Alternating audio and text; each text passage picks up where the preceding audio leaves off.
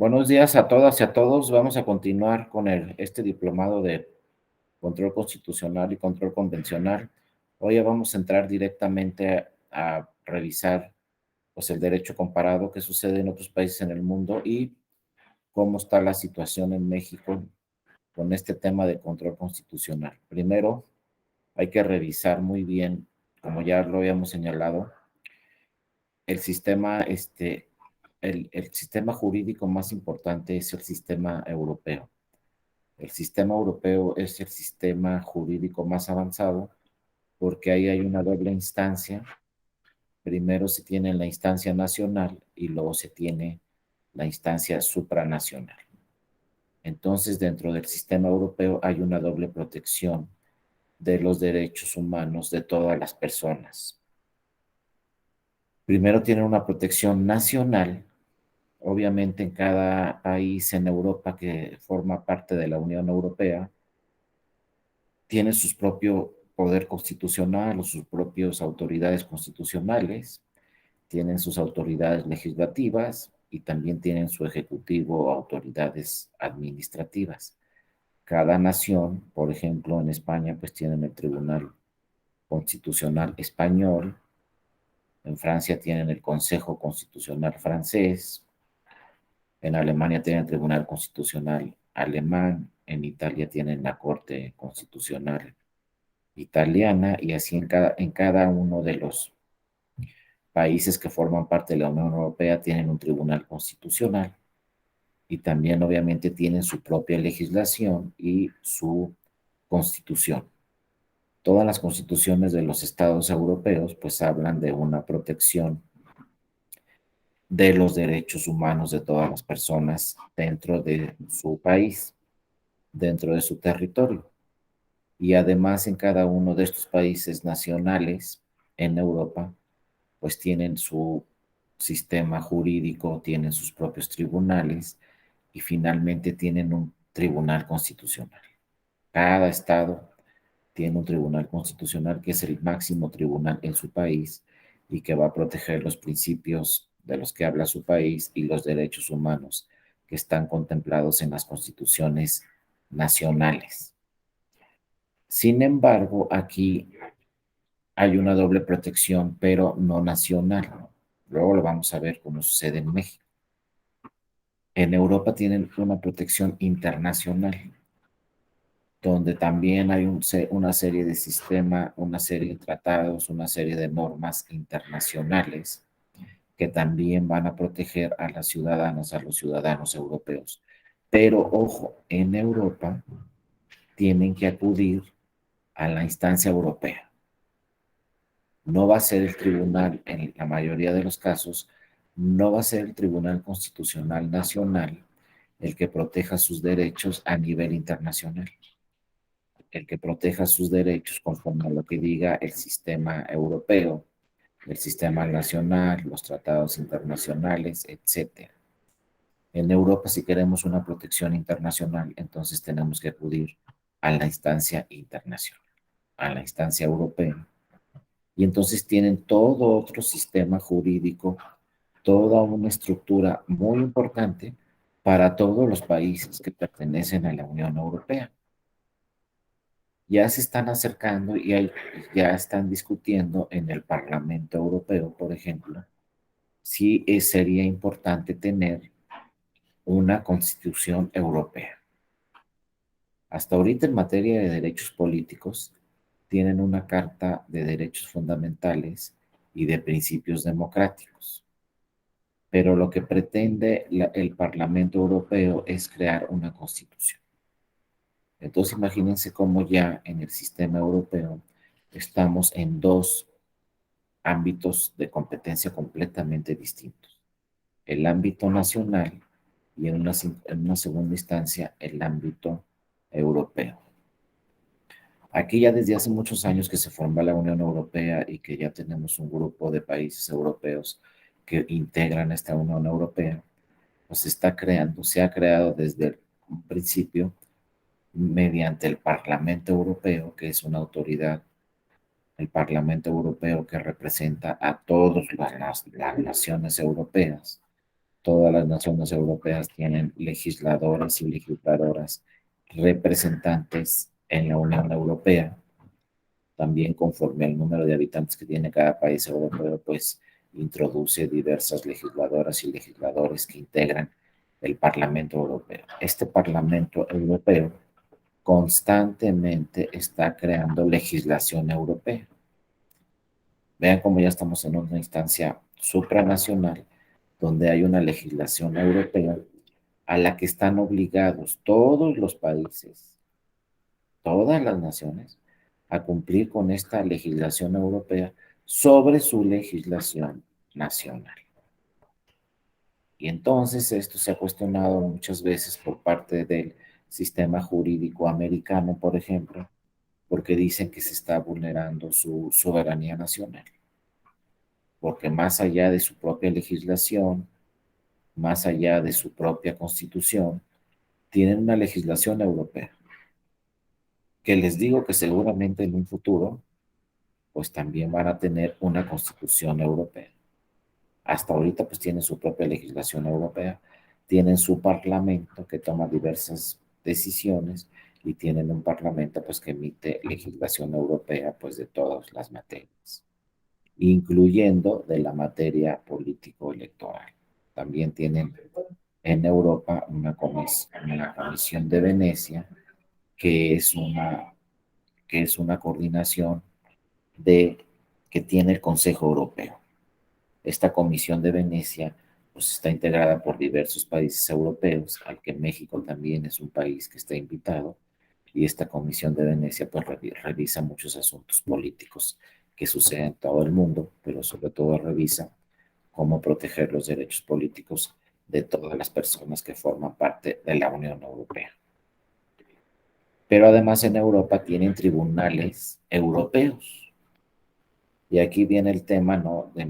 El tema importante de la sesión de hoy. Tienen tribunales europeos en Europa que van más allá de lo que resuelven los tribunales constitucionales nacionales.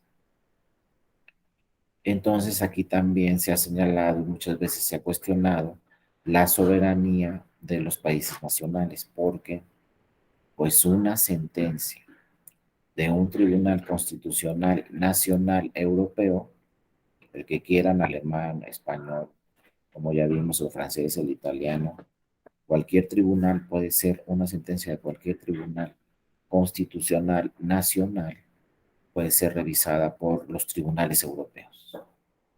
Es decir, las sentencias de los tribunales constitucionales no son la última instancia. Se pueden impugnar las sentencias de los tribunales constitucionales ante dos autoridades, ante dos tribunales. En primer lugar, tenemos el Tribunal de Justicia Europeo, el Tribunal de Justicia de la Unión Europea. Este Tribunal de Justicia de la Unión Europea pues va a interpretar todas las normas que emite el Parlamento Europeo.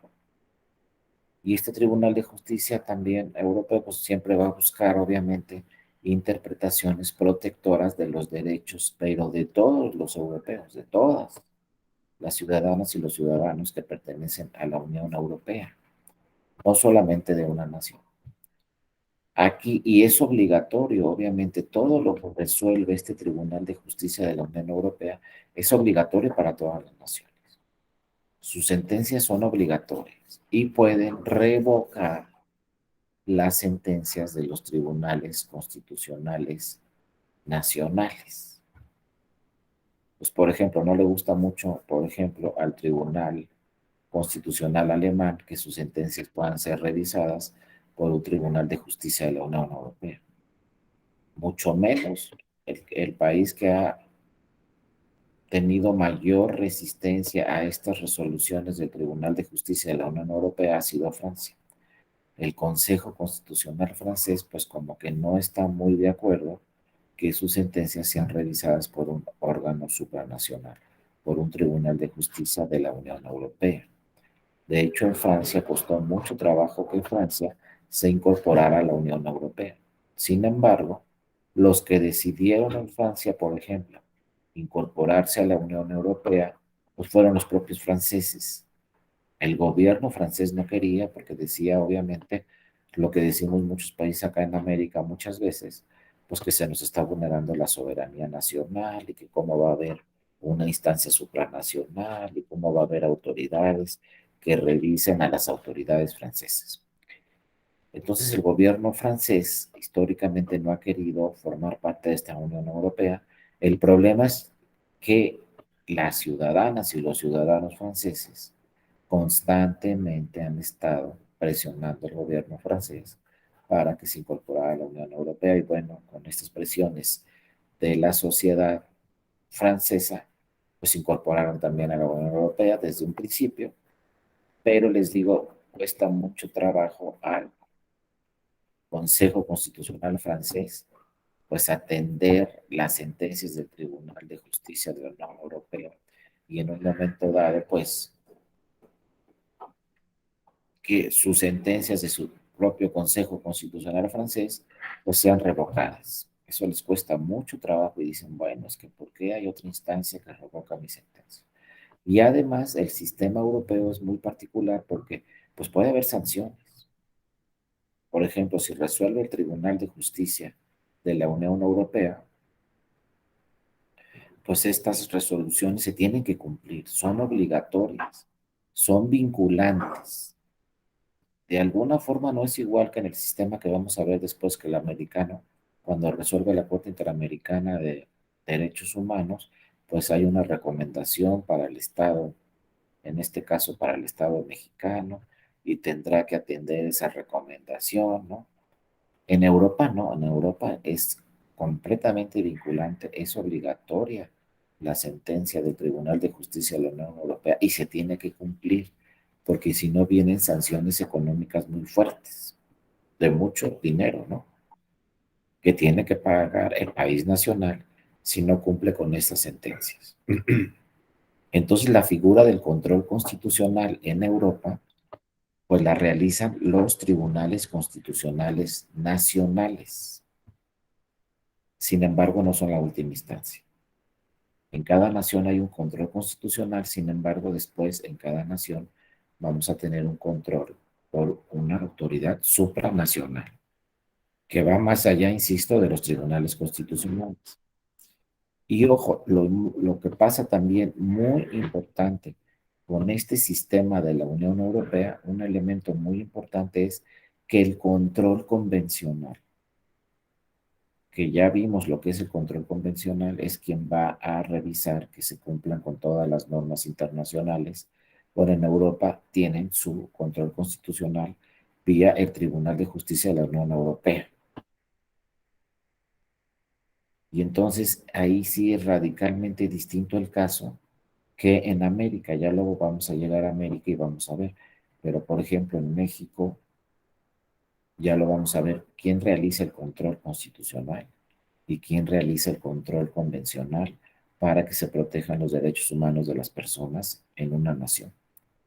En Europa, por ejemplo, en España, quien realiza el control constitucional y revisa que se cumplan con todos los principios y todas las normas que están dentro de una nación, que están plasmadas en la constitución de una nación europea, es el Tribunal Constitucional. Pero insisto, estas sentencias del Tribunal Constitucional, donde revisa que se cumpla con su constitución, pueden ser revisadas por la Unión Europea, por el Tribunal de Justicia de la Unión Europea. Entonces, como que no parece o no les gusta mucho que un tribunal constitucional revise si se cumple con su constitución o no. Pues si se trata de una constitución nacional, pues que sea un tribunal nacional el que revise si se cumpla por parte de todas las autoridades dentro de ese país con la constitución nacional. Pero bueno, les digo, las sentencias de los tribunales constitucionales pueden ser revisadas. Y lo importante en Europa es que los temas relacionados con el derecho internacional, con los tratados internacionales, con la legislación europea, con la interpretación de la legislación que poco a poco va emitiendo el Parlamento Europeo en todas las materias, incluyendo la materia político-electoral, ahí sí todo lo que tiene que ver con la norma internacional, con el derecho convencional, con los tratados internacionales, con la legislación europea, inclusive con la jurisprudencia que emite el Tribunal de Justicia de la Unión Europea, que es obligatoria para todas las naciones, todos esos temas internacionales no los ve un tribunal constitucional. Entonces podríamos decir que el tema internacional lo ven los tribunales internacionales. Y entonces las constituciones en los estados europeos, pues algunas hablan de que se tiene que cumplir con la norma internacional, otras no. Hablan de este control de convencionalidad. Hay otras normas, otras constituciones en algunos estados europeos que no se refieren directamente a este control de convencionalidad. Simplemente la Constitución española, por ejemplo, dice aquí se tiene que cumplir con todos los principios y con todas las normas que marque esta Constitución. Pero yo no habla del derecho convencional, ya no habla del control convencional directamente la Constitución española. Cuando vamos a tocar el tema de control convencional, entonces nos tenemos que ir a la instancia europea. Entonces, no, en Europa va a ser muy difícil tener una misma autoridad que ejerza control constitucional y que esa misma autoridad ejerza control convencional. Ahí sí están muy claras las dos instancias. Si yo soy una persona donde se me están afectando mis derechos políticos, donde se están afectando mis derechos humanos, primero agoto la instancia nacional vía lo que digan las normas nacionales, empezando por la Constitución. Pero si no me alcanza esa protección, o si los tribunales nacionales no protegen mi derecho humano o mi derecho político, si yo considero que no tengo una debida protección nacional y ya acudí hasta la última instancia, que es el Tribunal Constitucional, y todavía yo como persona europea pienso que no hay una protección de mi derecho humano, el que sea, en este caso mi derecho político, entonces me voy a la instancia internacional. Me voy al Tribunal de Justicia de la Unión Europea y entonces ahí voy a solicitar una nueva protección, pero ya a nivel internacional, y entonces voy a hacer valer en mi demanda en instancia internacional, pues legislación europea. Y además voy a hacer valer lo que dice la jurisprudencia del Tribunal de Justicia de la Unión Europea. Que insisto, esta jurisprudencia es obligatoria para los tribunales constitucionales nacionales. Pero muchas veces los tribunales constitucionales nacionales pues resuelven y no conforme exactamente a lo que dice la jurisprudencia o con otros criterios distintos. Muchas veces, insisto, hay contradicción en lo que dice un tribunal constitucional nacional frente a lo que dice el Tribunal de Justicia de la Unión Europea. Pues cuando hay contradicciones y estas contradicciones entre ambos tribunales afectan a un ciudadano europeo, a una ciudadana europea, pues acude a la instancia internacional para que se cumplan con las disposiciones internacionales. Y es lo que les digo, que les cuesta así como que mucho trabajo a los estados nacionales, pues acatar las sentencias de un tribunal fuera de su soberanía, de un tribunal dentro de una soberanía o un derecho europeo supranacional. Pero tienen que acatar, insisto, por eso en Europa tienen sanciones económicas muy fuertes.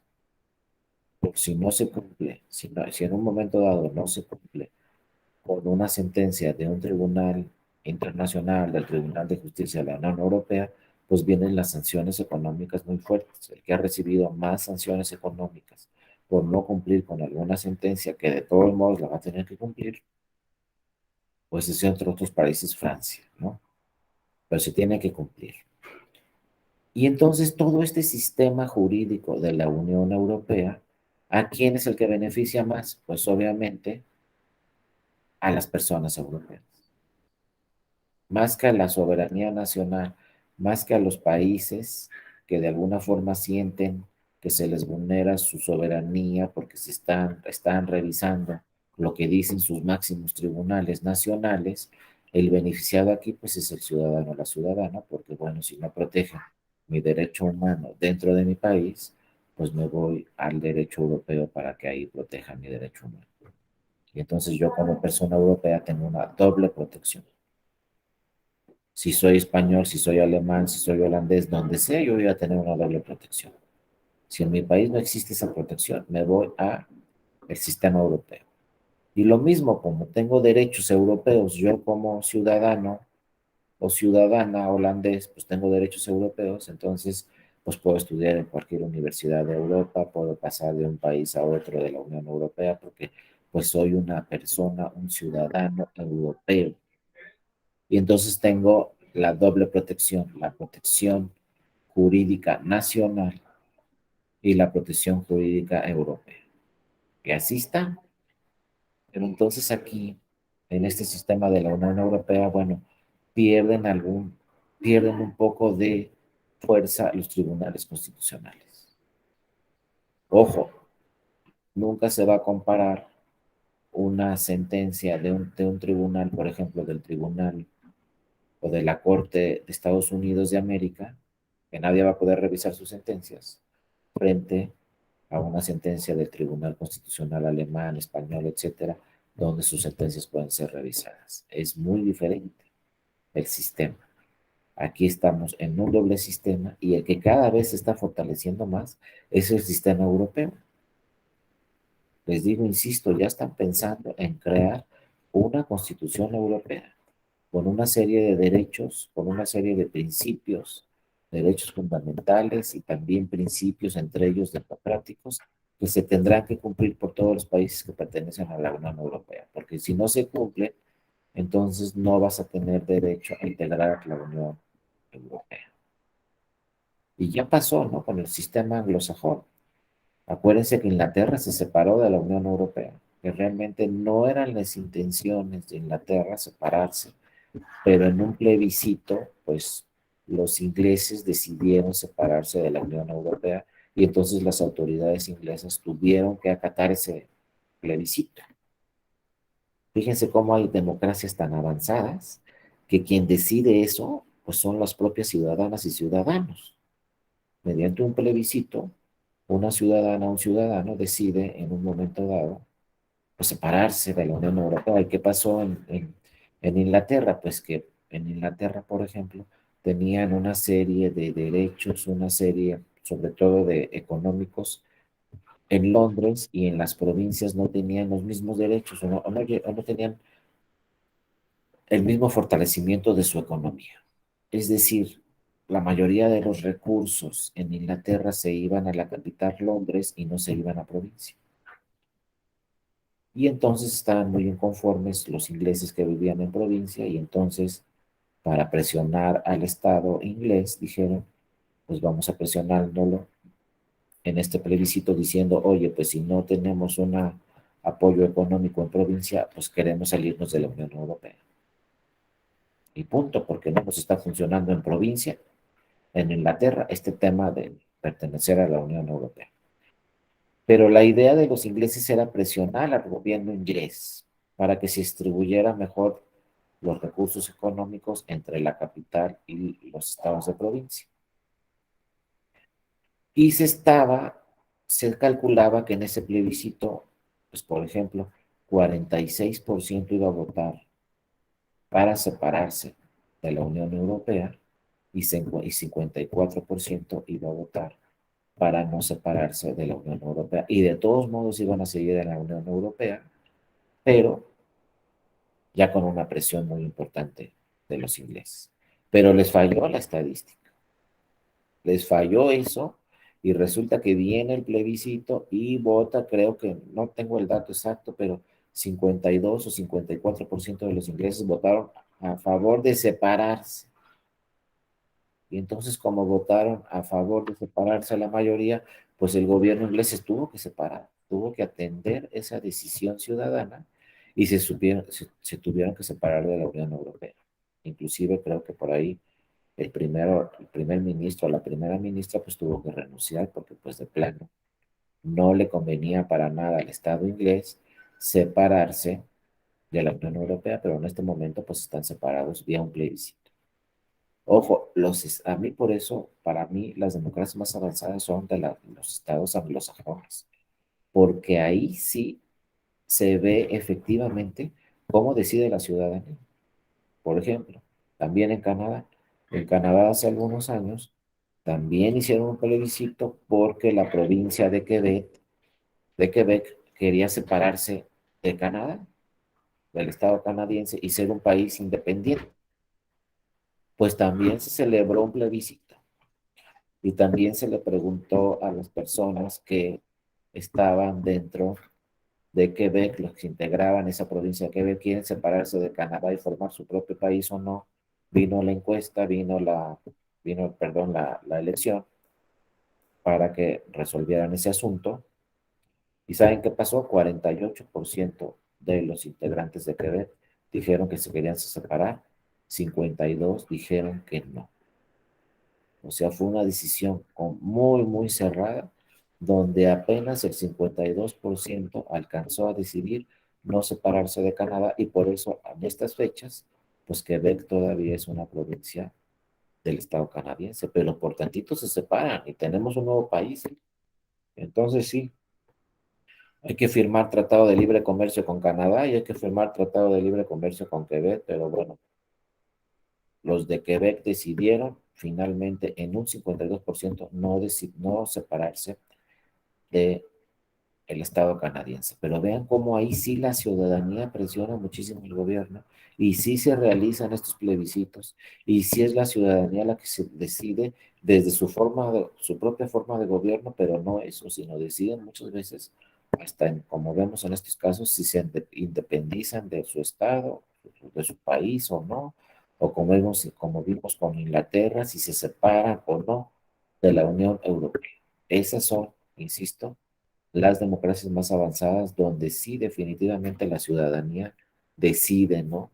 ¿Qué van a hacer con su territorio? ¿Qué van a hacer con su estado? ¿Cuál va a ser su forma de gobierno? ¿No? Ojalá tuviéramos ahorita con esta guerra entre Rusia y Ucrania un tema así, donde pues hiciera un plebiscito y simplemente decidan mediante estos plebiscitos si pertenecen o no tal estado a Rusia, tal estado no a Rusia, si se quieren separar o no se quieren separar, pues en vez de guerra que lo decida la ciudadanía, así es como debe ser. Sin embargo, bueno, pues por aquellas latitudes del mundo, no le preguntan a la ciudadanía, simplemente los estados deciden, pues ya ven lo que está pasando, ¿no? Están en guerra en este momento. Pero bueno, así está el sistema europeo.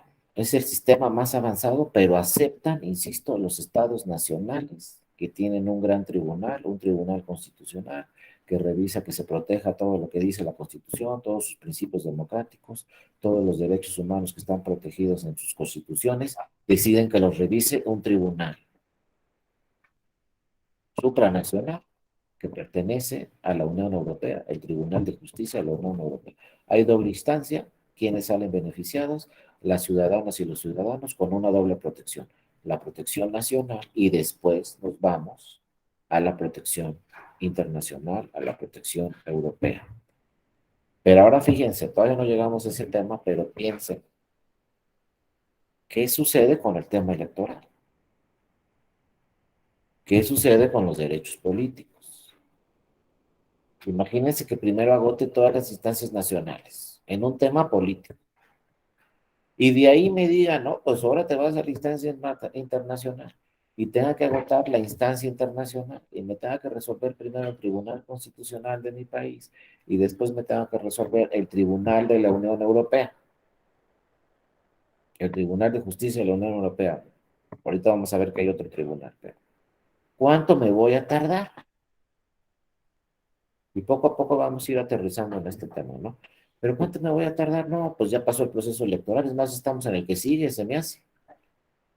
Y todavía la instancia internacional no me resuelve. Y ya ha sucedido en varios casos en México, lo vamos a ver posteriormente, pero como el caso Castañeda, pues quiero ser candidato independiente. Ah, pues cuando resolvió la Corte Interamericana de Derechos Humanos, esa elección donde quería ser candidato independiente a la presidencia de la República, pues ya estaba completamente superada. Ahora en Europa, fíjense, no tienen este problema porque en Europa se acatan casi todos los temas electorales. En Europa hay muy pocas impugnaciones relacionadas con los temas electorales. Es una cultura totalmente distinta que aceptan los resultados y punto. No pasa nada. No hay que ir a un tribunal, no hay que impugnar la elección. Por ejemplo, en España las casillas tienen las boletas ahí, tienen un montón de boletas y ahí nadie las cuenta ni nada, ahí está. Yo puedo agarrar una, dos o tres boletas y no pasa nada. No están contadas, todo el mundo emite su voto y se cuentan los votos, y si quedaron boletas afuera, pues quedaron afuera, no hay un control, y todos deciden los resultados. Y en Europa han tenido resultados muy cerrados, pero no necesitan, esa es la verdad, es una cultura mucho más avanzada que no necesita tribunales electorales, simple y sencillamente. Y ningún país europeo pues, tiene tribunales electorales. Tienen su propio tribunal constitucional que revisa todas las materias, también la materia electoral. Y bueno, muchas veces se revisan temas políticos, pero para una posible reforma a su legislación. Los temas políticos que revisan realmente los países europeos es pues para buscar, en la mayoría de los casos, alguna reforma a su legislación, a su constitución o a su legislación secundaria. Pero esos son los temas que se revisan, los temas políticos que se revisan en Europa. Y les digo, tradicionalmente, históricamente en Europa, pues se aceptan los resultados. Y pocas veces van a oír que resulta que en Francia impugnaron la elección. No, no va a suceder. Han tenido inclusive muchas veces elecciones electrónicas con voto electrónico. Han tenido problemas ahí. Por ejemplo, las últimas fueron en Alemania y en Holanda. Utilizaron el voto electrónico. No les fue nada bien. Tuvieron muchos problemas con el voto electrónico. Por eso en el Estado mexicano se está revisando si se incorpora el voto electrónico para 2024 o no por parte del Senado de la República. Y ya el Senado de la República en derecho comparado ha consultado a diversas naciones europeas. Y esa es la sorpresa, que por ejemplo en Alemania y en Holanda no les fue nada bien con el voto electrónico. Sin embargo, no se impugnaron las elecciones. No hubo problema con las elecciones, pero no resultó. Entonces, pues hay que ver porque fueron hace pocos años cuando tuvieron, por ejemplo, elecciones en Holanda y no resultó el tema del voto electrónico. En Francia también han tenido elecciones vía internet y les va bien, a veces no les va mal, pero fíjense, en Europa todavía no están muy convencidos del voto electrónico.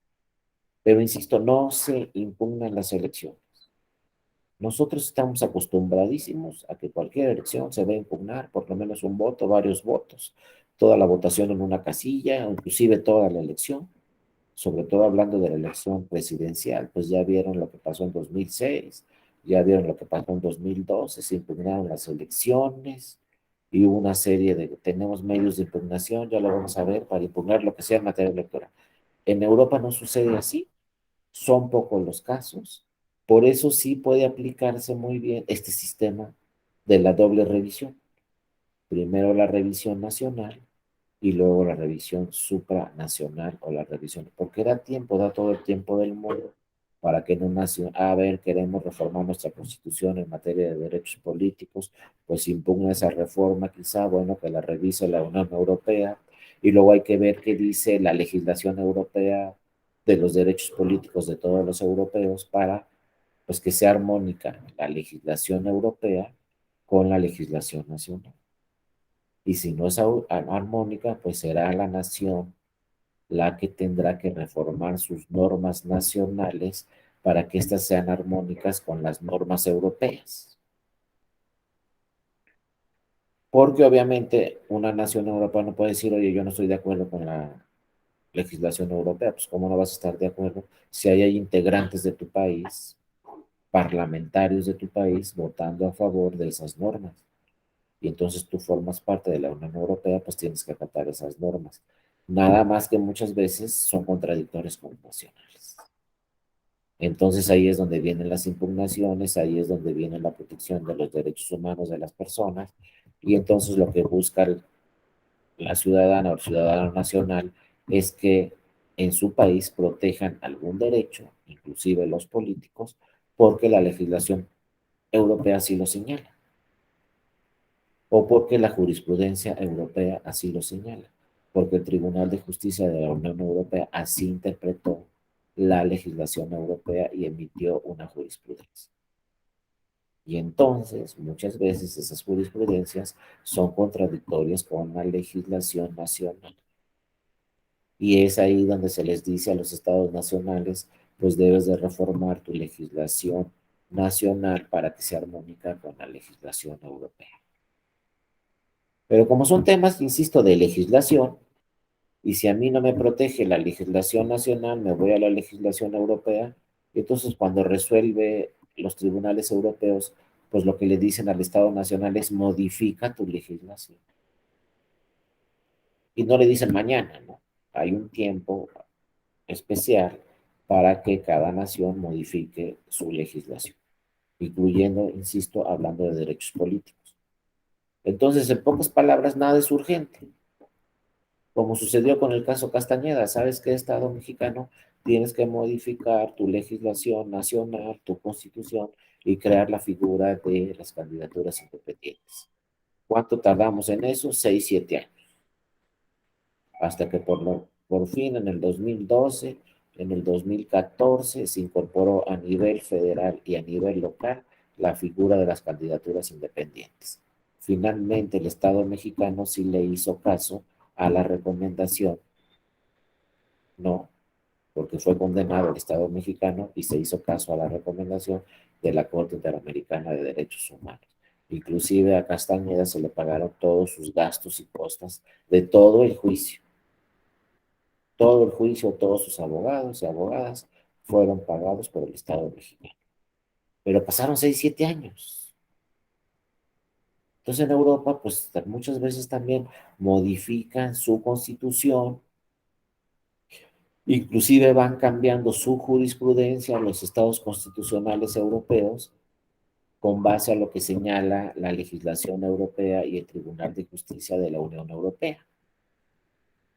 Pero no tiene que ser al día siguiente, puede pasar 1 año, 2 años, 3 años, para que el Parlamento, por ejemplo, el Parlamento español, pues revise qué dice la legislación europea y la haga armónica la legislación española con la legislación europea.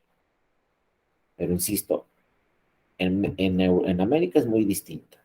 Y en México, pues si hablamos de asuntos electorales, pues imagínense que en 6, 7 años nos diga un tribunal internacional, oye, modifica tu legislación nacional, ¿cuánto nos vamos a tardar?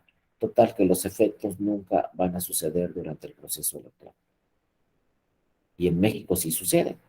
Pues vamos a ver el cambio, ¿no? Pero insisto, aquí el problema que se tiene solamente en el derecho de la Unión Europea es que constantemente no están muchas veces de acuerdo los tribunales constitucionales nacionales cuando se les revoca su sentencia por un tribunal de justicia de la Unión Europea, pero así está el sistema. Sigue avanzando el sistema. Constantemente se modifica la legislación europea que emite el Parlamento Europeo. También constantemente se modifica la jurisprudencia que emite el Tribunal de Justicia de la Unión Europea. Imagínense un tribunal europeo que tiene que revisar asuntos de todas las naciones que forman parte de la Unión Europea, que tiene que revisar asuntos de todos los tribunales constitucionales que forman parte de la Unión Europea, pues tiene muchísimo trabajo, tiene una sala superior, tiene otras salas que revisan todos y cada uno de los asuntos, pero obviamente esa jurisprudencia es importantísima porque es una jurisprudencia obligatoria para todas las naciones europeas. Imagínense la importancia de ese tribunal que cuando emite jurisprudencia, pues esta es obligatoria para todos los estados que forman parte de la Unión Europea y se tiene que cumplir muchas veces, pues como les digo, tiene que reformar su propia legislación, porque ya hay una jurisprudencia contraria a lo que dice su legislación, incluyendo puede ser que esa jurisprudencia sea contraria a lo que dice su constitución. Pues entonces tiene que trabajar para modificar toda su legislación, todo su sistema jurídico e inclusive pues hasta muchas veces la Constitución. Esa jurisprudencia, por ahí también tenemos alguna jurisprudencia que habla de asuntos políticos. Y entonces esta jurisprudencia se tiene que atender por todos y cada uno de los tribunales constitucionales, no de todos los países que forman parte de la Unión Europea. Entonces la pregunta es, ¿nos traemos eso a América o no nos traemos eso a América? ¿Nos traemos ese sistema o no nos traemos ese sistema? ¿Va a funcionar en América ese sistema de la jurisdicción supranacional o no va a funcionar. Y es que en América tenemos dos vertientes completamente distintas. Tenemos lo que piensan los canadienses y los americanos, que es completamente distinto a lo que pensamos todos los latinoamericanos. Y entonces nuestro régimen es completamente distinto el americano que el mexicano, por ejemplo, o el americano que el brasileño, o el americano que el colombiano, o el americano que el argentino. Es completamente distinto porque el americano es un sistema anglosajón, pero además es un sistema igual que en Inglaterra, muy, muy avanzado. Ahí no se necesita en Estados Unidos, ya lo vamos a ver, estar creando leyes y leyes y leyes y leyes y que viene un proceso electoral, pues reforma electoral y modifícate todo, y que viene otro proceso electoral por reforma electoral y modifícate todo. En Estados Unidos no modifican la legislación. Es raro. La Constitución tiene muy pocas enmiendas en Estados Unidos. Ahí no se modifican porque todos cumplen con los principios constitucionales. Y llega un presidente y cumple con lo que dice la Constitución, y llega un presidente del otro partido político y cumple con lo que dice la Constitución. Es decir, nadie toca la Constitución en Estados Unidos, porque es un sistema anglosajón. En Inglaterra ni Constitución tiene, porque no la necesita. En Inglaterra todo es en base a precedentes. Y la cultura es muy avanzada, ¿no? En Inglaterra, y entonces, pues quienes sancionan y quienes toman las decisiones en Europa, pues son los propios, digo, en Inglaterra, pues son los propios ingleses. Por ejemplo, un día vinieron unos ingleses aquí a México, al INE y al Tribunal Electoral, y dijeron, oye, ¿ustedes por qué tienen aquí procedimientos especiales sancionadores que revisan qué se puede decir y qué no se puede decir en una campaña? Eso no puede suceder en Inglaterra, eso es imposible. Y a ver, entonces nosotros les preguntamos, ¿no? Bueno, a ver, si alguien se adelanta con un espectacular que pagó el gobierno y se está adelantando una campaña, no se está afectando la elección, que allá los políticos no se adelantan, que allá los políticos no le ponen dinero a las campañas antes de que empiecen, no entra dinero que no está, dinero prohibido a las campañas, no se regula el tema de radio y televisión. Dice, no, acá no pasa nada de eso. Y uno dice, pues, ¿cómo crees que no pasa nada? No, no pasa nada de eso. Por ejemplo, dice, hemos tenido casos donde algún político, algún servidor público, pues se quiere adelantar y empieza a poner espectacular, ¿no? ¿Y saben qué pasa con ese político? Pues la gente, las personas, los ingleses, cuando empiezan a ver espectaculares ahí que están pagando con dinero de no sé dónde, entonces la gente dice, no, ¿sabes qué? Mira, está haciendo trampa y todavía no empieza la elección. ¿Qué sucede con esa persona? ¿Qué sucede con ese político? Simple y sencillamente nadie vota por él y pierde inmediatamente la elección. Entonces dicen, aquí nadie se adelanta. Pues ¿por qué aquí nadie se adelanta? Pues porque nadie quiere perder la elección. Entonces si te ven que estás haciendo ahí algún tema que no es legal, algún tema que no va con sus usos y costumbres, inglés es alguien que se quiere pasar de la norma, que no es una gente que respeta las ideas, ¿no? Y las costumbres que se manejan en ese país, pues simple y sencillamente no gana la elección. Y ese candidato o esa candidata ya lo sabe. Entonces no necesitan un PES, no necesitan una ley, no necesitan nada que los esté regulando porque pues no hacen tal. Lo mismo con los medios de comunicación. En Inglaterra ningún medio de comunicación abusa de sus anuncios o sus destiempos aire para apoyar una candidatura, porque entonces nadie va a ver ese medio de comunicación. Van a decir, no es abierto, no es democrático, entonces nadie lo ve y pues ya, hasta ahí llegó ese medio de comunicación.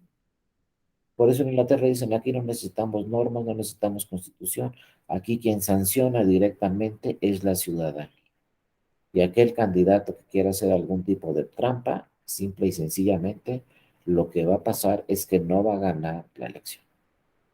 Y todavía nos dijeron los ingleses, ¿y saben qué? Revisen el sistema japonés y está peor. ¿Cómo que está peor? Sí.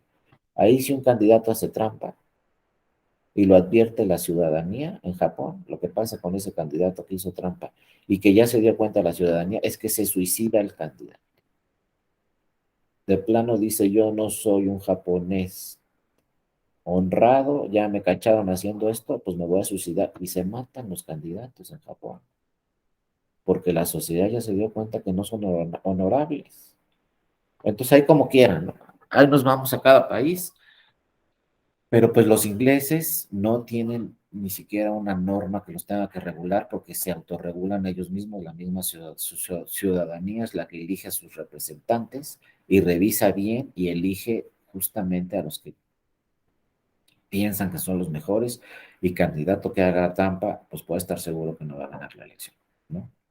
Aquí fíjense, en México, bueno, ya platicaremos de México, pero en México, ¿quién decide una elección?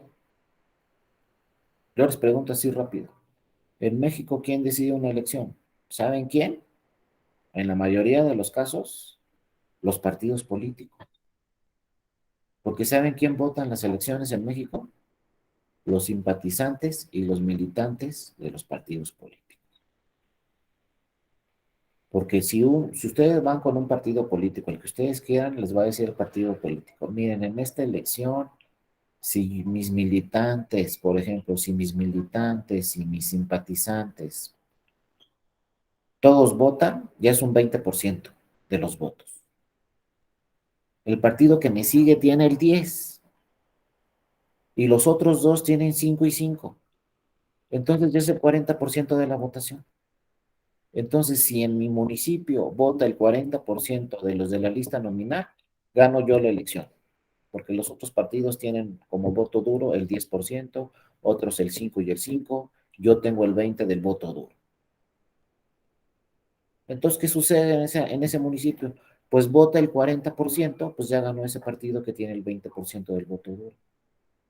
Pero ¿a qué me refiero? En ese municipio votaron pues todos los militantes y simpatizantes de cada partido político, nada más que unos partidos políticos tienen más militantes y más simpatizantes que otros.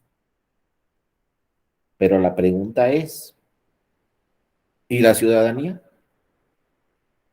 No, pues que no, pues no salió a votar porque hacía mucho calor.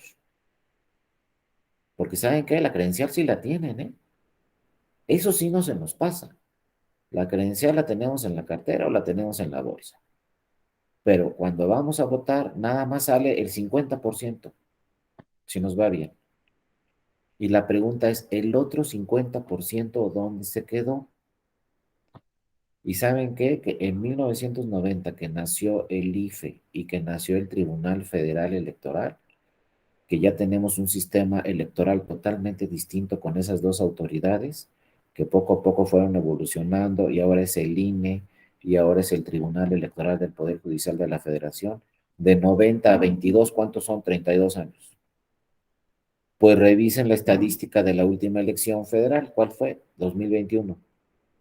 ¿Cuántos votamos en el 2021? 50%. ¿Cuántos votamos en 1991? ¿Saben que esto les va a llamar mucho la atención? En 1991 votamos por ahí del 55%. Pasaron 30 años y votamos por ahí del 50%. Entonces ya tenemos 30 años en nuestro sistema electoral mexicano y sigue votando solamente la mitad. Entonces la otra mitad, ¿dónde está? Y muchos, sobre todo visitantes extranjeros, nos dicen, hacen análisis, hacen estudios, hacen investigaciones y nos dicen, es que aquí no sale la sociedad a votar. Los que salen a votar en su mayoría son simpatizantes y militantes de partidos políticos. Es como si yo le voy a la América, pues juego un partido y voy al estadio. Si yo soy de tal partido, pues cuando haya elecciones voy y voto a favor de ese partido. Bueno, pero los demás, solamente simpatizantes y militantes. Y entonces los demás, la sociedad, que es la que tiene que decidir las elecciones, pues vota un 5 o un 10%. Entonces se dice aquí en México, cuando salga a votar, que todavía no hemos registrado, ni una sola elección con el 80% de la lista nominal. Nuestro récord es el 71 y el 69, que fue en la Ciudad de México, donde por primera vez ha votado más la ciudadanía, con creo que 69%, y en Yucatán, que por ahí en una elección en Yucatán tuvieron el 70%. Pero luego seguimos en las mismas, 50, 50, 49, 48, 45, inclusive hay estados en el norte donde votan pues 25%. Todavía se han marcado elecciones municipales en el norte donde tienen una votación del 18% de los de la lista nominal y el 82% no salió. Hay ayuntamientos que todavía han marcado ese tipo de votación. Entonces uno dice, ¿por qué no salió el 82%? ¿Y saben qué? La elección es válida. Si nada más sale el 10% de la lista nominal, pues el que gane va a ganar. Y si ganó con el 4% de los que están en la lista nominal, pues nos va a representar a todos. Y nada más lo favoreció el 4%. Y nos va a representar a todos porque resulta que en esa elección nada más salió el 10%. Entonces es lo que sucede en México, ¿no? Frente a otros países que muchas veces le cuesta mucho trabajo a la sociedad salir a votar. ¿Por qué? Por múltiples situaciones. Lo que más dicen es que siempre sucede lo mismo, es que siempre ganan los mismos, es que siempre pasa lo mismo en nuestro país. Pues ¿saben qué? ¿Por qué siempre ganan los mismos? ¿Por qué siempre pasa lo mismo? ¿Por qué siempre tenemos los mismos problemas en nuestro país? Porque no salimos a votar. Así de fácil. Si saliéramos a votar, pues quizá cambiaran los candidatos que ganaran, cambiaran los partidos políticos que ganaran, en fin, etcétera, ¿no? La cosa es que hay que revisar a fondo ese tema porque ya pasaron 30 años y sigue votando el 50%. Y el INE nos dice, el 100% tiene credencial, el 6%, el 100% tiene credencial, el 100% está en la lista nominal. Están ahí las boletas esperándolos en la casilla. Se tiene que tirar a la basura 50% de todas las boletas que se imprimieron porque nadie las usó. Y hay elecciones donde cada ciudadano tenemos ahí 6 boletas listas para nosotros, como sucedió en el 2018. En muchos estados había la boleta de la presidencia, la boleta del Senado de la República, la boleta de diputaciones federales, la boleta de diputaciones locales, la boleta del ayuntamiento y la boleta de la gobernatura. ¿Cuántas son? 6. ¿Cuánto costaron esas 6 boletas? Con claves de seguridad, ya se saben todo lo que tienen las boletas, ¿no? Ahí había 6 boletas por persona. ¿Cuánto costaron? Y la mitad de las personas no fueron por sus boletas. Hay que revisar el sistema porque les digo, en otros países hay hasta plebiscitos donde la ciudadanía decide si su país quiere independizarse de Canadá o si no quiere independizarse. Y ahí sí salen todos a votar. En Inglaterra decidieron, seguimos en la Unión Europea o no seguimos en la Unión Europea. Y decidió la ciudadanía, y les digo, el primer ministro tuvo que renunciar porque no estaba en sus planes separarse de la Unión Europea, y entonces decidió que si ya no lo quería la ciudadanía, y que si la ciudadanía, si los ingleses ya no estaban de acuerdo con sus decisiones, pues mejor renuncio. O sea, ahí son sociedades muy fuertes en los países anglosajones, sociedades que deciden el rumbo de su país, ¿no? Entonces, bueno, ahí está la Unión Europea y ahí está nuestro sistema en el mundo más avanzado. ¿Por qué les digo que es el más avanzado? Porque a mí como ciudadana o como ciudadano europeo tengo una doble protección de mi derecho, el que sea. Cualquier derecho humano está debidamente protegido en mi país, pero si no, también tengo una protección europea. Entonces voy a tener siempre una doble protección. Y además, fíjense lo que le agregan en Europa. Además, en Europa tienen la Corte Europea de Derechos Humanos. Además del Tribunal de Justicia de la Unión Europea, tienen un tribunal especializado para proteger derechos humanos. Y todos los asuntos europeos llegan también a esta Corte Europea de Derechos Humanos cuando se trata de temas de derechos humanos. Inclusive por ahí también hay algunas sentencias de esta Corte Europea de Derechos Humanos relacionadas con asuntos políticos. Y también esta Corte Europea de Derechos Humanos está representada por diversas naciones que forman parte de la Unión Europea. Ahorita lo que está sucediendo en Europa es que hay varios estados que se quieren incorporar a la Unión Europea que todavía no se han incorporado, pero tienen que cumplir con una serie de requisitos para poder incorporarse a la Unión Europea y que para que exista esta protección de los derechos humanos de todas las personas. Porque ya vieron los europeos que no pertenecen a la Unión Europea, pues que los realmente más favorecidos de pertenecer a la Unión Europea no son las autoridades, no es el gobierno, es las personas, ¿no? La ciudadanía europea. Por eso también llama muchísimo la atención, pues que el sistema europeo más avanzado de repente es, por ahí cerquita tengan ahí una guerra ahorita entre Rusia y Ucrania, cuántos derechos humanos están vulnerando en esos dos países. Pues, ¿qué está pasando ahí con el sistema? No habrá que revisar. Y bueno, obviamente, por eso ya Ucrania se quiere formar parte de los países más avanzados en Europa, quiere entrar a la OTAN, etcétera, no lo dejan entrar, en fin. Habrá que revisar esos temas. Pero los que pertenecen a la Unión Europea tienen esa protección doble, trabajan muy bien los tribunales constitucionales nacionales, pero además trabajan muy bien los tribunales europeos en el tema de protección de derechos humanos.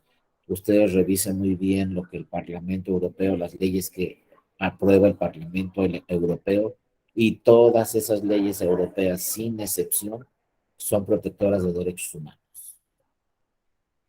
Entonces, soy europeo, tengo una gran ventaja, ya no necesito pasaporte para pasarme de un país a otro, ya no necesito acreditar residencia, ya no necesito, oye, ¿dónde naciste? No, pues si eres europeo, punto, eres europeo. Puedes trabajar en cualquier país de Europa, puedes estudiar en cualquier país de Europa, vas a tener protección de tus derechos en cualquier país de Europa, etc. Y esta corte es muy importante también porque desde México, muchas veces cuando México tiene un asunto de protección de derechos políticos, pues México, como lo vamos a ver, tanto la Suprema Corte de Justicia como el Tribunal Electoral del Poder Judicial en México revisan pues estos criterios.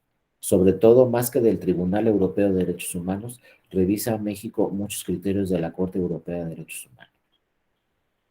La Corte muchas veces en sus resoluciones vienen criterios que ha emitido anteriormente esta Corte Europea de Derechos Humanos. Y también el Tribunal Electoral, muchas veces en sus sentencias, también vienen plasmados criterios de la Corte Europea de Derechos Humanos. Y muchos podrán decir, no, no son obligatorios en México. No, no son obligatorios en México, porque es un tribunal europeo que nada tiene que ver con el régimen americano, ¿no? Y el sistema jurídico americano. No son obligatorios, pero si son importantes. Y si vemos que esta Corte Europea de Derechos Humanos emite un criterio importante donde se le da protección de una forma muy importante a una persona, pues ¿por qué no traer ese criterio a México? No es obligatorio que lo traiga la Corte, por ejemplo, o no es obligatorio que lo traiga el Tribunal Electoral, pero si en una sentencia aplica el mismo criterio, por ejemplo, el Tribunal Electoral, pues ese criterio ya es obligatorio en México, automáticamente. Porque lo asumió, por ejemplo, la Sala Superior del Tribunal Electoral. Al asumir ese criterio, la Sala Superior del Tribunal Electoral, pues ya es un criterio que va a aplicar en materia electoral en todo el país. Entonces, por ejemplo, yo que he sido secretario de estudio y cuenta muchas veces en la Sala Superior o en las salas regionales, pues me dice el magistrado o la magistrada, no, pues para resolver este asunto hay que revisar, ya lo vamos a ver posteriormente, qué ha dicho la Corte, qué ha dicho el Tribunal Electoral, también hay que revisar qué ha dicho la Corte Interamericana de Derechos Humanos, pero también hay que revisar qué han dicho los tribunales internacionales como este, la Corte Europea de Derechos Humanos. Ahí en la sala superior constantemente, insisto, se revisan los criterios, ¿no? Y uno no le puede decir al magistrado o a la magistrada, oiga, es que no es obligatorio, ¿no? Pues ya sabemos que no es obligatorio, pero simple y sencillamente, si aplicamos ese mismo criterio en México, en una sentencia de un tribunal constitucional, ese mismo criterio va a ser obligatorio ya en México porque se aplicó en una sentencia de un máximo tribunal mexicano, entonces es un criterio que va a aplicarse en todo, va a ser obligatorio para todas las autoridades, en este caso electorales. porque ese criterio ya es obligatorio en México, porque así lo decidió un tribunal constitucional mexicano. Entonces hay que revisar qué dicen los tribunales europeos, qué dicen otros tribunales importantes del mundo, qué dice la Corte de Estados Unidos, qué dicen en Canadá. Nada de eso quizás sea obligatorio en México, pero pues si son criterios muy importantes, muy relevantes, los tenemos que aplicar. Y ojo, ya lo vamos a ver después, pero también sucede al revés. Muchos criterios de los tribunales mexicanos luego se aplican en otros tribunales del mundo, porque son criterios de primera, ¿no? Son criterios de primera necesidad, de primera importancia, que dicen, ah, mira, este criterio de México no lo vamos a traer a este país. Inclusive los tribunales constitucionales mexicanos tienen sentencias que han ganado premios internacionales como la mejor sentencia en el mundo. Ya veremos algunos casos y cómo resuelven los tribunales constitucionales. Y pues vamos a entrar también al tema de las acciones de inconstitucionalidad, como la Suprema Corte tiene esa gran atribución donde revisa que todo sea conforme a la Constitución. Pero sí muy distinto, ¿eh?, al sistema europeo. Vamos a ver cómo el sistema mexicano, pues como siempre lo hacemos en México, es un híbrido. Tenemos parte del sistema europeo, pero también tenemos parte del sistema anglosajón. Entonces, créanme que el modelo mexicano es revisado en otros países del mundo porque es un sistema muy eficiente, por lo menos en el tema de derechos políticos. Es un sistema muy eficiente y ya se llevaron un sustito en Estados Unidos. Bueno, se han llevado dos sustitos donde han tenido ya problemas en las elecciones presidenciales en Estados Unidos, donde han tenido problemas con los resultados, donde no ha estado de acuerdo parte de la sociedad americana con los resultados de la elección presidencial. Entonces, por ahí se han fijado a ver cómo le hacen en México, qué hacen en México. En Latinoamérica también revisan mucho el modelo mexicano de elecciones. En Asia y en África también revisan mucho el modelo mexicano de elecciones y les decimos esto porque, bueno, han venido al INE y han venido al tribunal diferentes extranjeros de Asia, de África, de otros países europeos, etcétera, a revisar el sistema mexicano, porque sí es muy eficiente en algunas cosas. Inclusive les digo, ya vinieron unos ingleses a revisar este tema, ¿no? A hacer investigaciones sobre el tema porque nada más estamos votando el 50% de las ciudadanas y ciudadanos y no estamos votando el otro 50. Y por ahí, dentro de una de las recomendaciones o de lo que nos dijeron ahí en esa investigación, lo que arrojó esa investigación de los ingleses era que cuando tengamos voto vía internet, cuando tengamos voto vía internet, es decir, cuando votemos vía electrónica, mediante un celular, mediante una tableta, mediante una computadora, pues hay estudios que dicen, sobre todo estos estudios de los ingleses, que vamos a aumentar nuestra votación a un 80%, que a lo mejor ya por primera vez vamos a llegar a que votó el 80% de las personas que están en la lista nominal cuando tengamos el voto electrónico vía internet, ¿no? El voto electrónico vía computadora, el voto electrónico vía celular, el voto electrónico vía tableta. Cuando tengamos ese voto electrónico en algunas ciudades importantes del país, dicen algunos estudios, vamos a votar el 80% o más. No a nivel nacional, pero sí en algunas ciudades muy importantes podemos alcanzar el 80, el 85% de los ciudadanos que estemos y las ciudadanas en la lista nominal. Obviamente esto no podría suceder según los estudios en zonas rurales, porque en zonas rurales pues todavía no hay una cobertura de internet.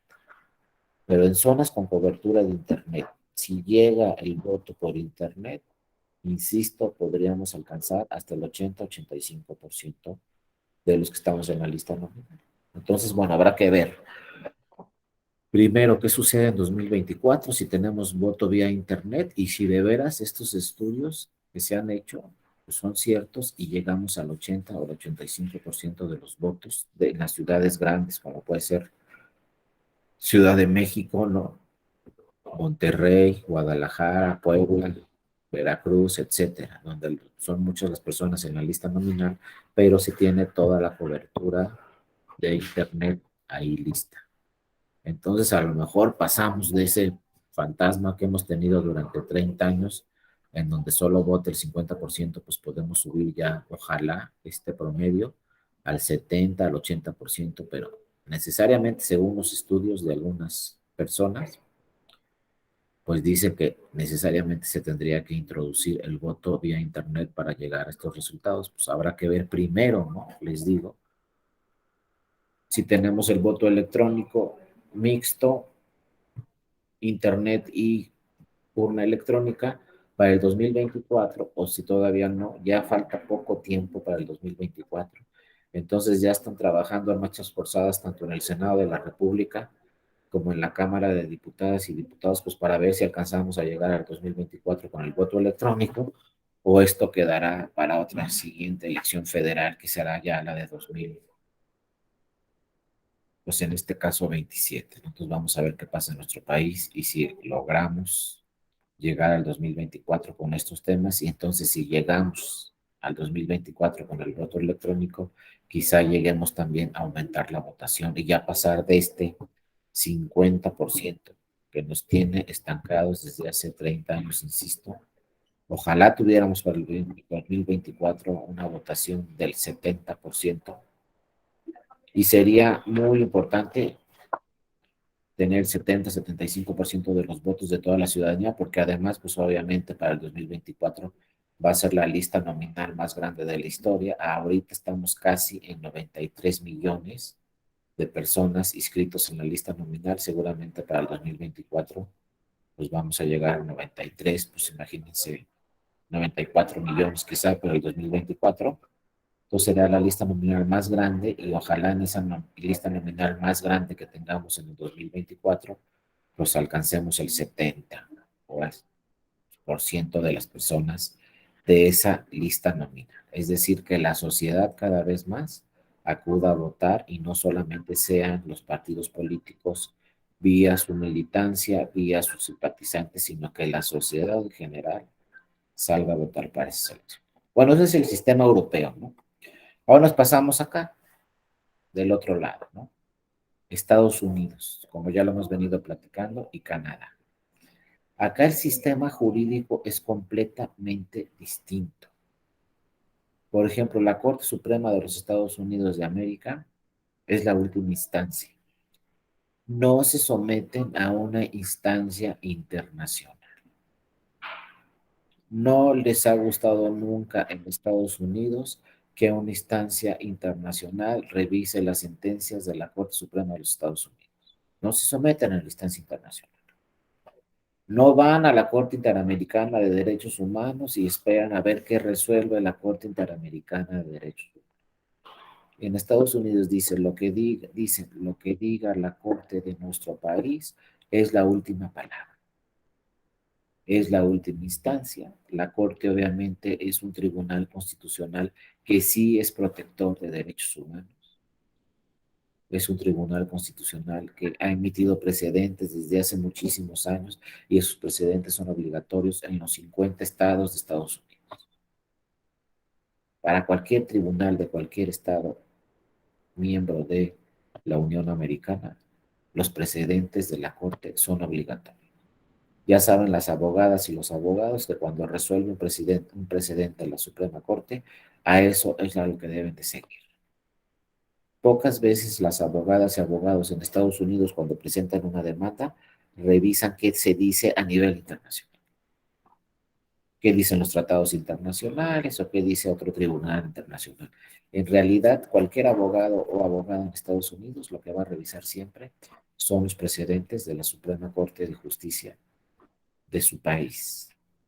Y obviamente, como cualquier tribunal constitucional, pues tienen, ¿no?, juezas y juezas. Algunos son conservadores, otros son más abiertos, pero por ejemplo, el tema de la libertad de expresión y del derecho a la información, un tema que en México es muy controvertido, en Estados Unidos está totalmente abierto.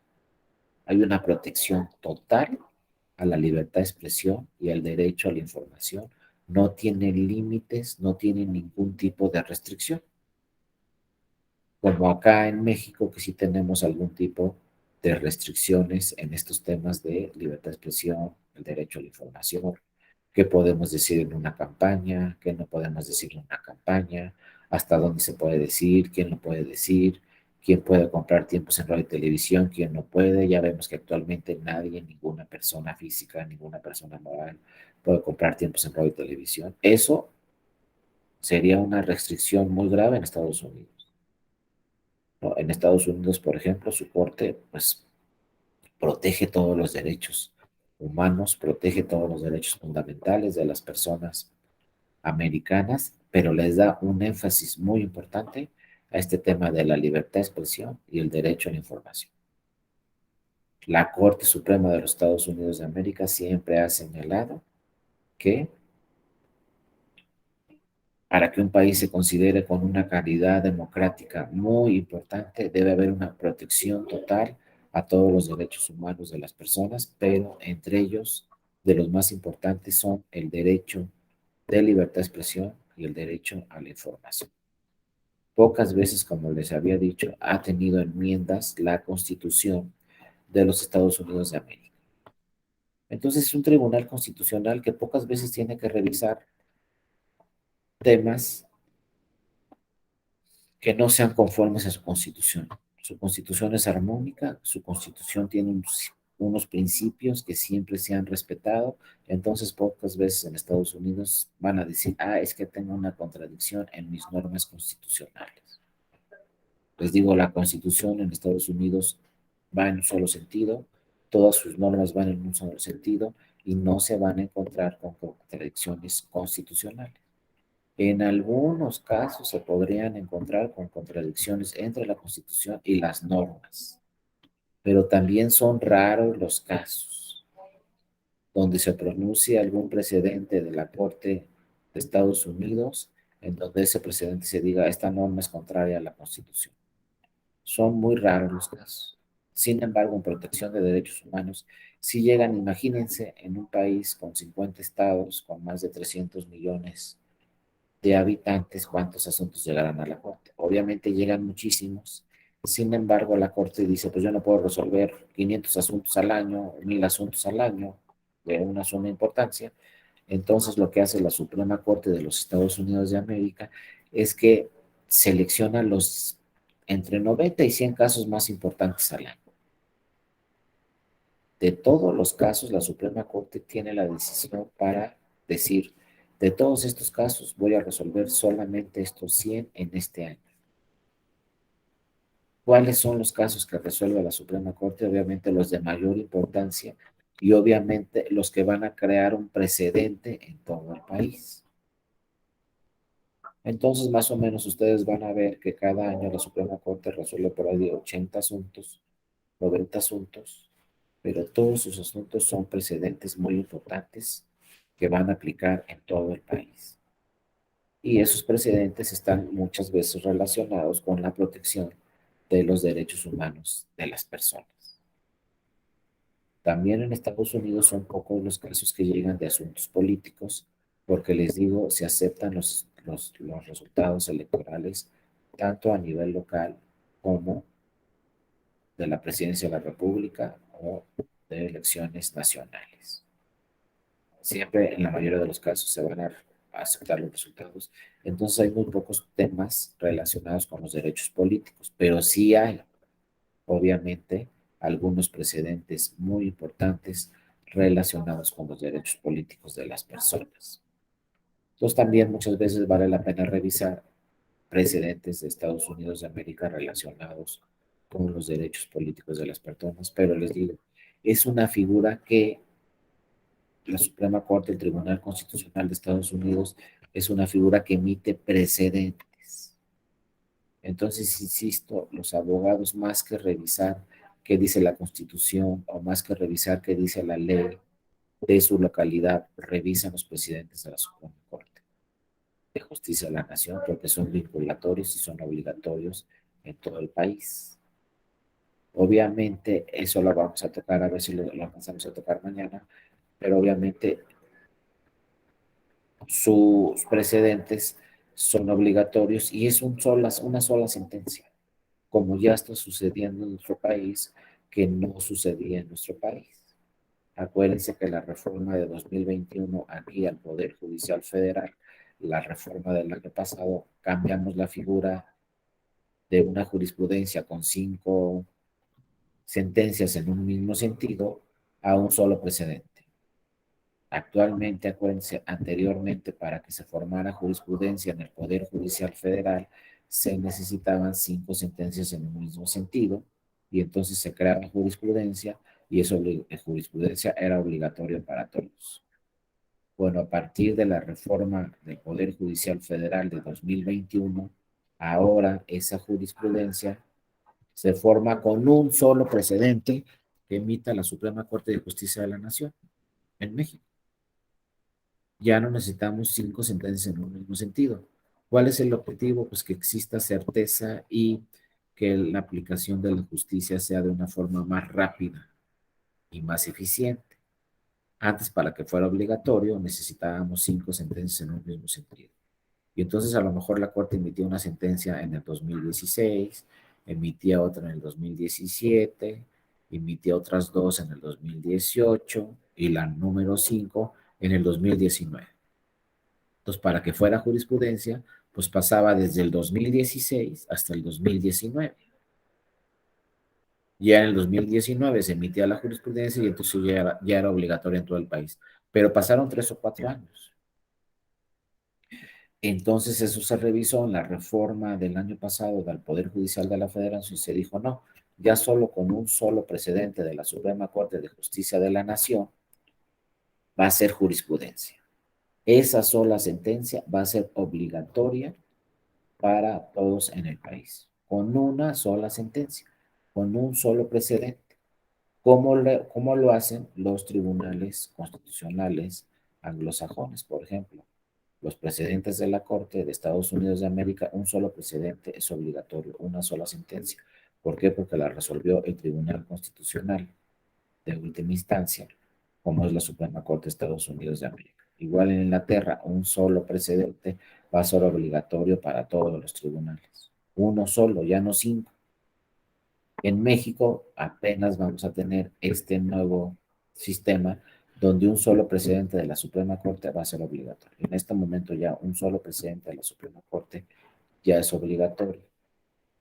Pero mañana vamos a estudiar cuántos votos de cuántas ministras y ministros se necesitan para que sea precedente, que es un tema también muy discutible, que lo vamos a revisar mañana, cuántos votos se necesitan para que sea precedente esa sentencia de la Suprema Corte y sea obligatoria para todos los estados y a nivel federal también, para todos los tribunales. Pero bueno, como vemos, lo más importante de esta Suprema Corte de los Estados Unidos de América, al ser un tribunal constitucional, es un tribunal constitucional que sus sentencias, sus precedentes no pueden ser revisados por otra autoridad, ¿no? Lo mismo sucede en Canadá. Entonces aquí la pregunta es, ¿qué sistema jurídico le conviene a México? ¿El europeo, donde hay una doble instancia, resuelven nuestros tribunales constitucionales y luego sus sentencias son revisadas por otros tribunales, como la Corte Europea de Derechos Humanos o el Tribunal de Justicia Europeo, o seguimos con un sistema como el de la Suprema Corte de Estados Unidos de América, que el Tribunal Constitucional Mexicano sea la última instancia y sus sentencias no pueden ser revisadas por ningún otro tribunal. ¿A qué sistema nos parecemos? ¿Al anglosajón o al europeo? ¿No? ¿Y qué es lo que vamos a hacer? Por ejemplo, si ustedes fueran legisladoras o legisladores y tuvieran una próxima reforma, ¿qué harían? Tuvieran que realizar una próxima reforma constitucional, ¿qué harían? ¿Nos apegamos más al sistema americano, con precedentes nada más, y que sus sentencias no puedan ser revisadas por una instancia internacional? ¿O nos apegamos más al sistema europeo?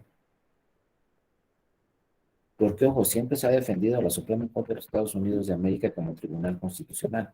Ellos dicen no tienen que acudir las ciudadanas y los ciudadanos americanos a una instancia internacional porque nuestra Suprema Corte les va a proteger su derecho humano. No van a tener por qué acudir a una instancia internacional como en Europa, que si su Estado, su Tribunal Constitucional no les protege un derecho humano, pues acuden a la instancia internacional. Entonces, bueno, aquí también habrá que revisar pues todos y cada uno de los precedentes de la Suprema Corte de los Estados Unidos de América, a ver si efectivamente se protegen todos los derechos humanos o si se tendría que acudir a una instancia internacional.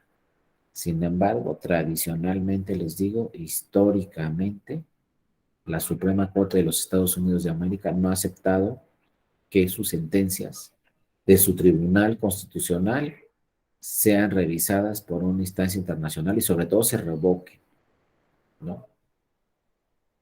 Entonces, bueno, estamos ahí en México entre los dos sistemas, entre el sistema americano, entre el sistema europeo, ¿no? Y pues habrá que revisar cómo está el sistema mexicano.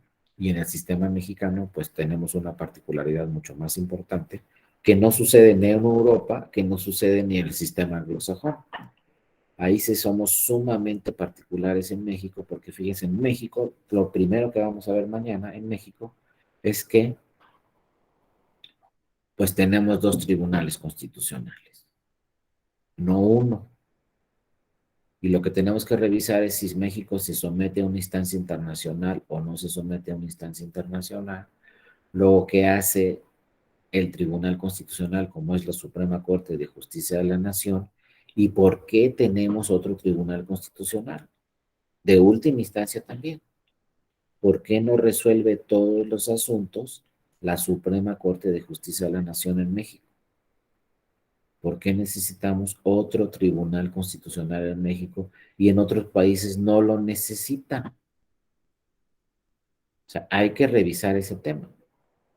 Y porque es un caso muy particular en el mundo que llama mucho la atención, que cuando vienen visitantes extranjeros a México dicen, bueno, pero aquí en México, ¿ustedes por qué tienen dos tribunales constitucionales? ¿Por qué hay un tribunal excepcional especializado en México que sus sentencias no pueden ser revisadas por la Suprema Corte de Justicia de la Nación? Imagínense, en Estados Unidos llegan tantas sentencias que el Tribunal Constitucional de Estados Unidos tiene que seleccionar cuáles va a resolver y cuáles no. Y en Estados Unidos tenemos un tribunal donde sus sentencias no pueden ser revisadas por la Corte, ni una sola. Déjense de seleccionar qué sentencias revisa la Corte y qué sentencias no revisa la Corte. En México, las sentencias del Tribunal Constitucional, como lo vamos a ver mañana, es el Tribunal Electoral. Las sentencias del Tribunal Electoral, la Corte no las puede revisar, ni una sola.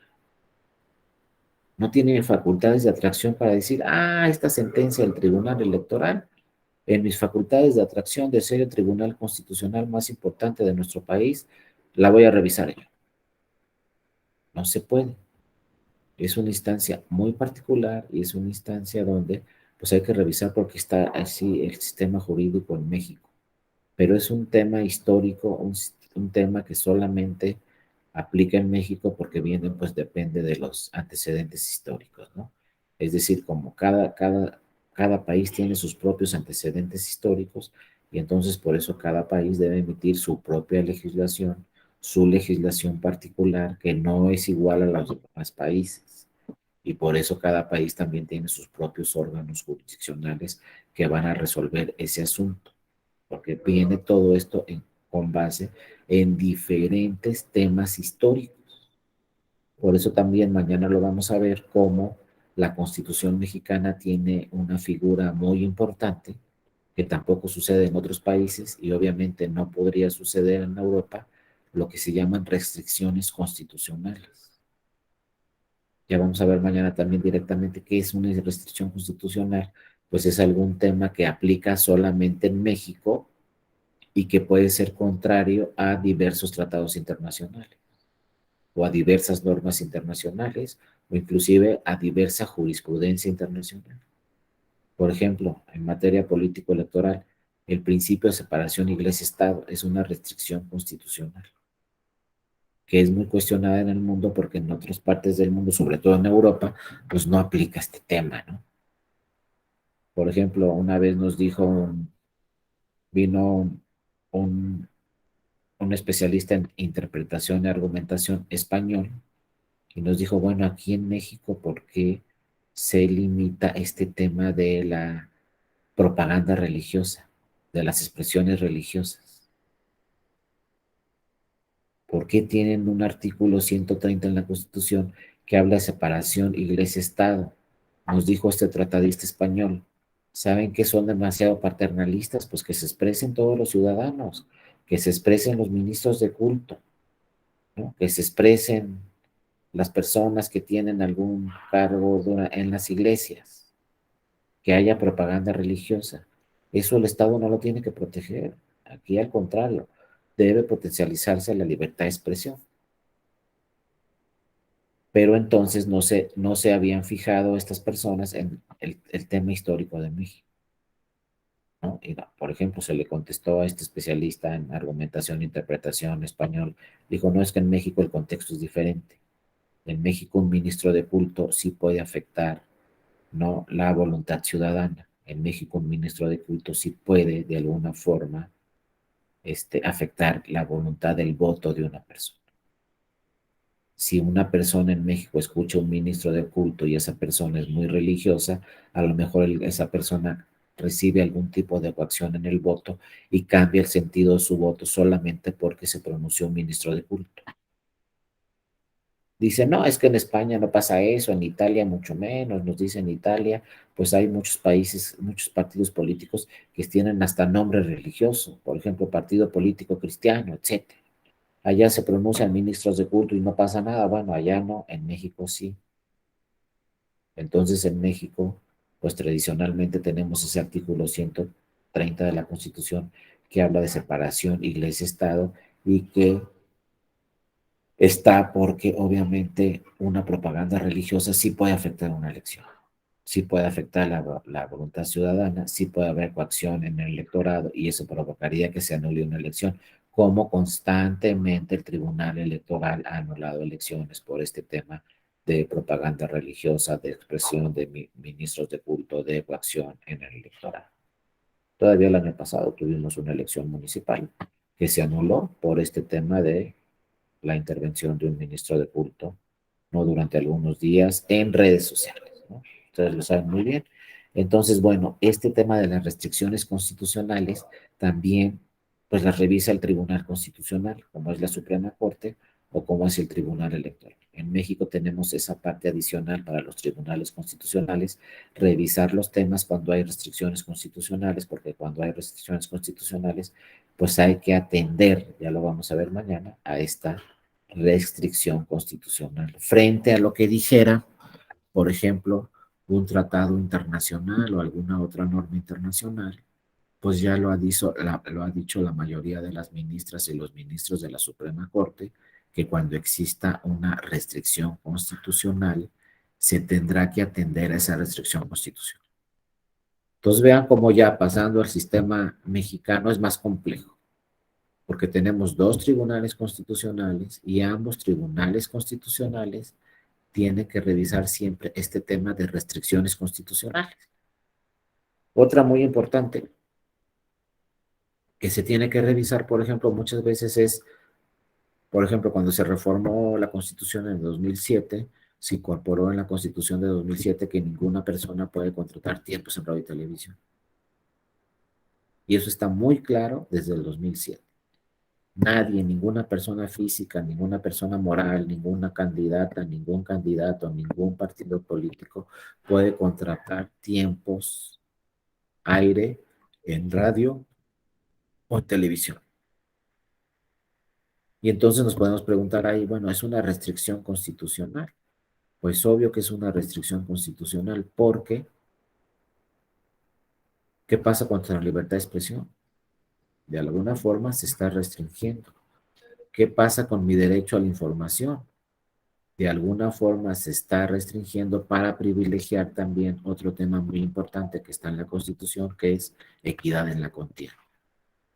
Y nuestros antecedentes históricos era que muchas veces no había equidad en la contienda porque partidos políticos contrataban mucho tiempo en radio y televisión, se gastaban mucho tiempo, mucho dinero en radio y televisión, y otros partidos políticos no podían contratar todo ese tiempo en radio y televisión porque no tenían financiamiento suficiente para contratar tantos tiempos en radio y televisión. Entonces de repente veíamos a algunos partidos mucho tiempo en el radio y la televisión y a otros muy poco tiempo en radio y televisión porque no tenían el mismo financiamiento público. Entonces se afectaba el principio de equidad en la contienda, viene la reforma de 2007 y se dice vamos a poner esta restricción constitucional. ¿Cuál? Nadie puede contratar tiempos en radio y televisión. Pero entonces de alguna forma se están afectando nuestro derecho de libertad de expresión, pues un derecho humano y también un derecho político, y de alguna forma también se está afectando nuestro derecho de información. Porque te vamos a tener menos información, porque ningún ciudadano se puede pronunciar en radio y televisión, nadie puede contratar tiempos en radio y televisión a favor o en contra de una candidatura o a favor o en contra de un partido político. Entonces vienen los temas constitucionales que tienen que resolver los tribunales constitucionales y ahí viene el tema, ¿no? Pues aquí hay una restricción constitucional y se tiene que atender a la restricción constitucional. Por eso nace la figura de las acciones de inconstitucionalidad, que ya vamos a entrar a fondo mañana, vamos a ver algunos casos. Las acciones de inconstitucional son medios de impugnación, son demandas con las cuales vamos a acudir a la Suprema Corte y decirle, ¿sabes qué? Suprema Corte declara la inconstitucionalidad de estas normas. Por eso se llama acción de inconstitucionalidad, porque le estamos solicitando a la Suprema Corte, al Tribunal Constitucional más importante de nuestro país, que declare la invalidez de una norma legal, porque esa norma legal es inconstitucional, es contraria a la Constitución. Entonces, esa es una de las atribuciones más importantes que tiene la Suprema Corte como Tribunal Constitucional, declarar la inconstitucionalidad o no de una norma. Pero les digo, el tema es muy complejo porque hay restricciones constitucionales. Y a lo mejor por ahí hay una ley que es contraria a esa restricción constitucional, pero no es contraria a tratados internacionales. Entonces ahí viene el tema donde la Suprema Corte de Justicia de la Nación tiene que ponderar, oye, esta norma es a favor de este tratado internacional, pero viene en contra de esta disposición de la Constitución. Entonces ahí donde la Suprema Corte tiene que decir, declaro la invalidez de esa norma o no declaro la invalidez de esa norma. Bueno, con eso concluimos la sesión del día de hoy, compañeras y compañeras. Ya mañana entramos a esta siguiente lámina donde ya vamos a saber exactamente qué hace la Suprema Corte y vamos a saber exactamente qué hace el Tribunal Electoral del Poder Judicial de la Federación. Vamos a revisar por qué los dos son tribunales constitucionales y vamos a revisar por qué la atribución de las acciones de inconstitucionalidad es solamente para la Suprema Corte. Sin embargo, posteriormente el Tribunal Electoral, también como Tribunal Constitucional, puede pronunciarse sobre si una norma es constitucional o no.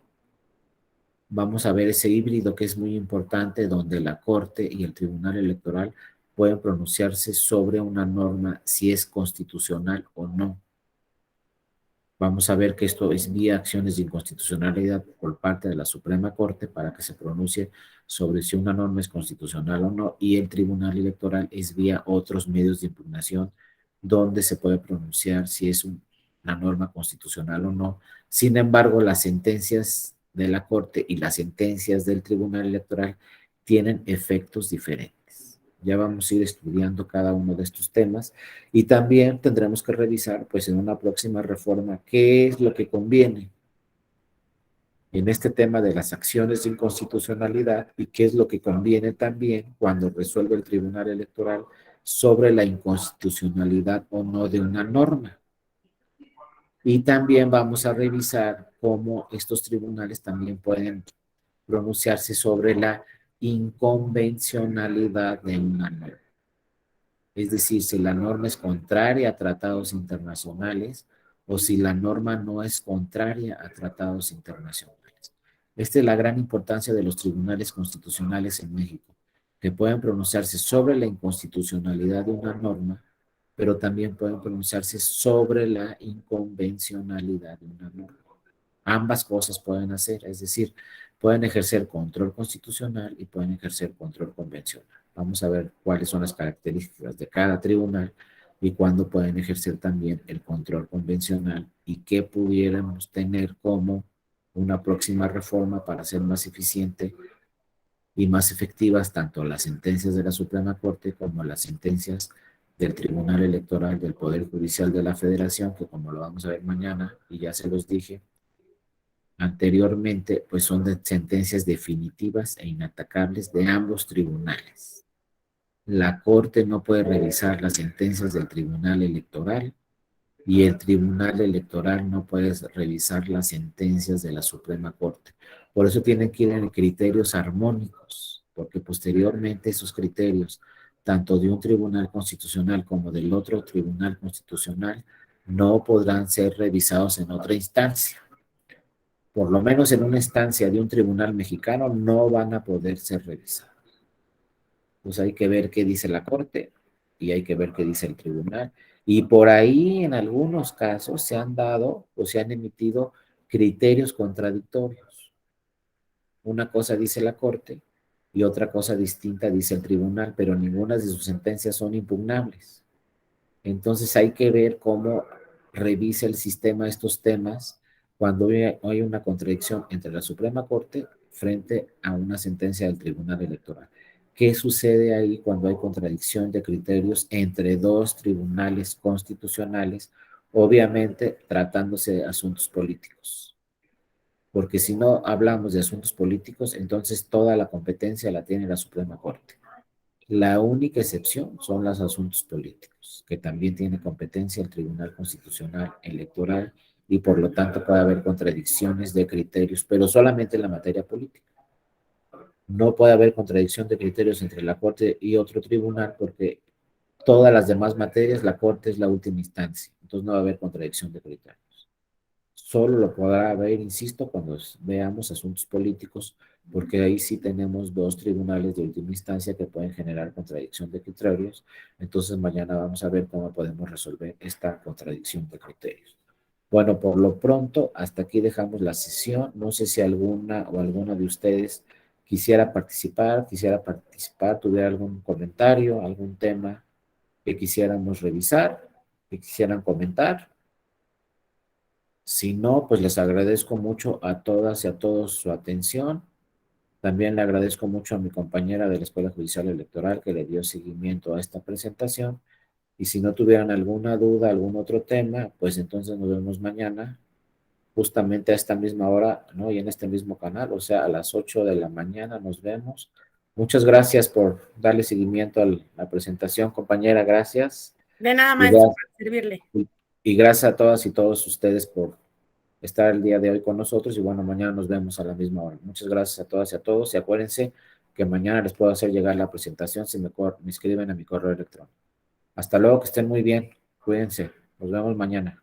Excelente día, hasta luego. Gracias, Armando. Hasta luego. Gracias. Antonio, que estés muy bien. Fidel, Melissa. Nos vemos mañana. Sara, cuídense. Hasta luego, León. Nos vemos. Hasta luego.